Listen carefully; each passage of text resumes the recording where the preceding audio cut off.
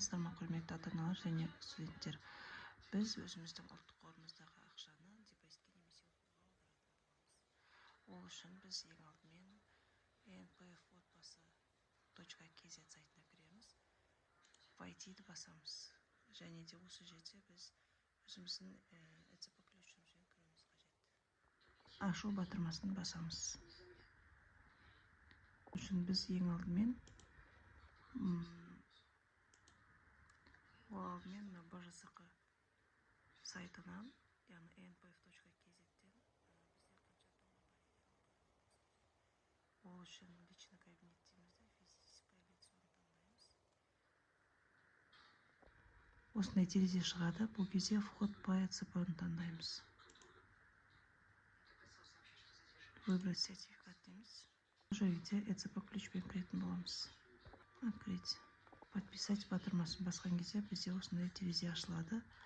Осының ең астына түскен кезде бізде мына жерде сумма көрсетіліп тұрады. Қорымызда қанша ақша бар екені. Қайтадан жаңағы сайтымызға қайтамыз. Осы жерде нацфонд детям дегенді таңдаймыз.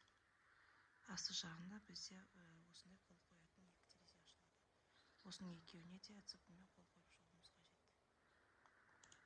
Осындай бізде терезе шығады. Осындай ЭЦБ ключпен біз қол қоюымыз қажет. Біріншісіне қол қойдық, енді екіншісіне де дәл осылай қол қоямыз. Осылай ашуды басамыз. Осылай біздегі екеуіне қол қойдық. Енді біз мына жерде өзіміздің целімізді таңдаймыз, яғни мақсатымызды таңдаймыз. Бұл жерде әртүрлі бізде мәселелер қаралған, оның ішінде үй мәселесін таңдап, осы ең соңғы сілтемені басуымыз қажет.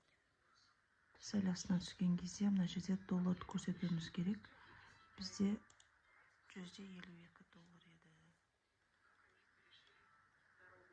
На нас сформировать заявку. Басамыз. Бізде осындай терезе шығады. Бұл терезеге бұған да қол қоюымыз қажет. Осылай шықты бізде. Және отправить заявку батырмасын басамыз. Бізде доллармен жоқ болса, бұған да қол қоюымыз қажет болады.